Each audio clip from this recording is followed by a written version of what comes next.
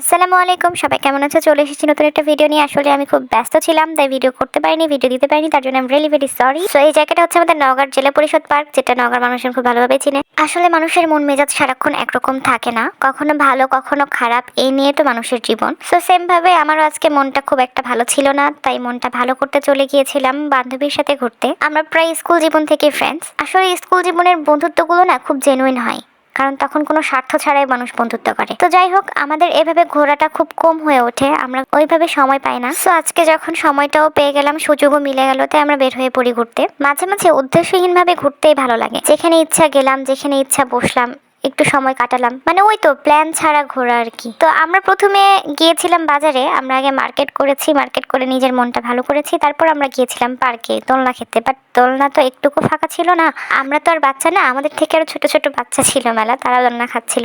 But পার্কে যাওয়ার main উদ্দেশ্য ছিল দোলনা খাওয়া, যেটা আর পূর্ণ হলো না। দেখতেই তো পাচ্ছেন দোলনা কিভাবে ভর্তি হয়ে আছে। তাই আমরা হতাশায় কিছুক্ষণ বসে পড়লাম ওখানে, যে কখন দোলনা ফাঁকা হয়। অনেকক্ষণ বসে থাকার পরেও দোলনা যখন ফাঁকা হলো না, আর এদিক থেকে পার্কের মশাগুলো আমাদের কাছ থেকে যখন 5-6 ব্যাগ রক্ত নিয়ে নিল, তখন আমরা পার্কের বাহিরে দোলনা খুঁজতে শুরু করলাম। তারপর খেয়াল করে দেখলাম পার্কের সামনে একটি রেস্টুরেন্টে দোলনা আছে।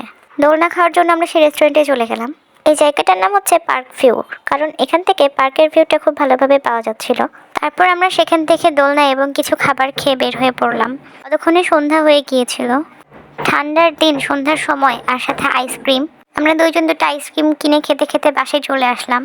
অনেকদিন পরে এই ব্লগটি আমি শেয়ার করলাম। সবাই ভালো থাকবেন, সুস্থ থাকবেন এবং আমার জন্য দোয়া করবেন। আল্লাহ হাফেজ।